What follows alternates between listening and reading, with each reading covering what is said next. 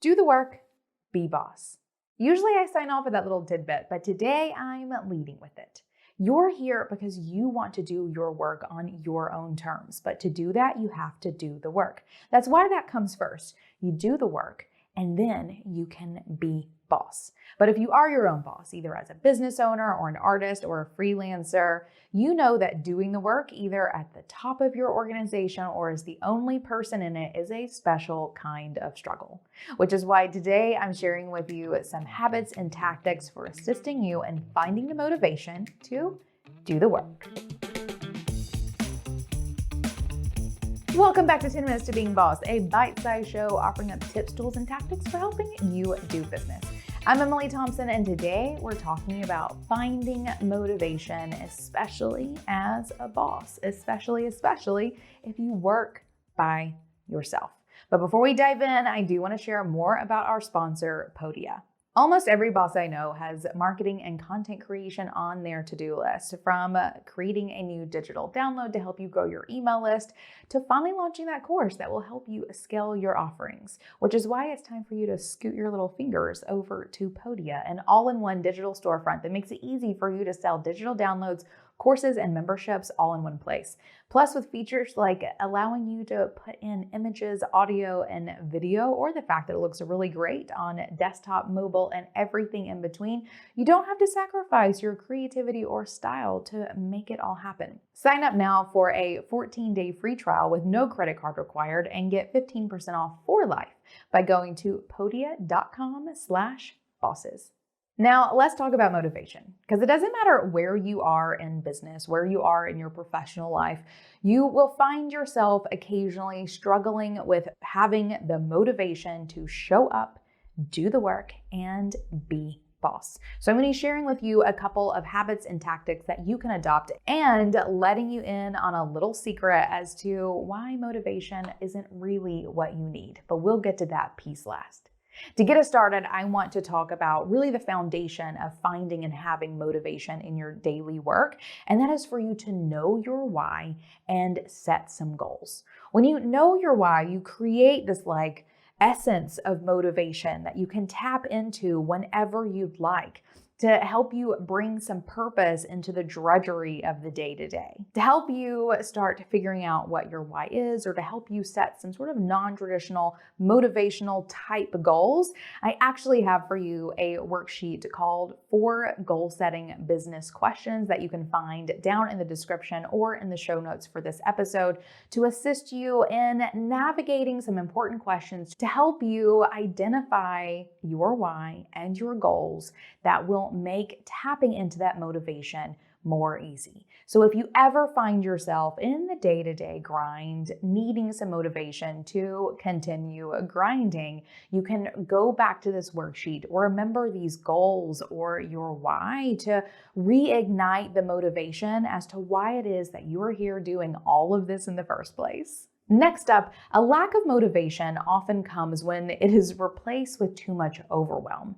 For me, I always feel more overwhelmed and less motivated when I'm looking at a large set of projects that seem too big for me to tackle. My solution for this is obviously, hopefully, for you to take these large projects and chunk them down into bite-sized pieces. Whenever you can see the step-by-step steps that you need to take, it's significantly less overwhelming than you simply looking out at an entire range of mountains that you need to climb. So find some motivation in your work by reducing the overwhelm of everything that you have in front of you, taking your large projects and chunking them down into bite-sized tasks that you can easily start taking one step at a time. My next tip for you is to stop multitasking. You want to know what kills motivation? Having the overwhelm of all the things that you're doing just in this moment. Once you've taken your overwhelmingly large projects, chunk them down into bite-sized tasks. Focus on doing one step at a time and focusing on those steps as you're doing it. You're much more likely to make the headway in your progress that you want to make, which will only enable you to feel more and more motivated as you start checking off every single thing that you're doing.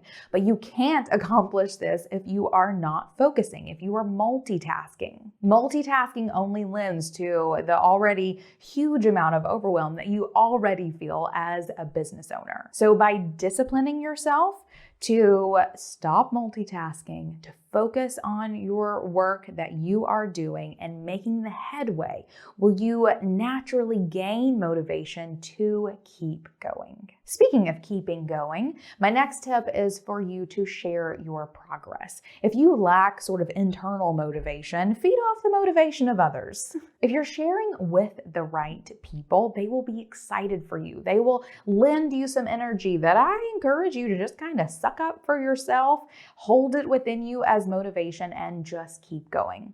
Also, oftentimes creatives, even though we choose to work alone, really do work well with additional accountability. And whenever you're sharing with others, these other people can be accountability partners for you. It's a very powerful relationship that you can easily tap into to find extra motivation to keep going. And my final sort of motivation tip is for you to actually reward yourself along the way. So whenever you take your large projects and you chunk them down into bite-sized steps, create a couple of key milestones for yourself along the way. I know I find it significantly easier to be motivated and do the work if I know that once I make it to a certain milestone, I will give myself a day off of work. It's a really simple thing that I can put into place that will allow me to stay motivated to hit these milestones. And the motivation to hit one step and then hit that milestone and then hit another step,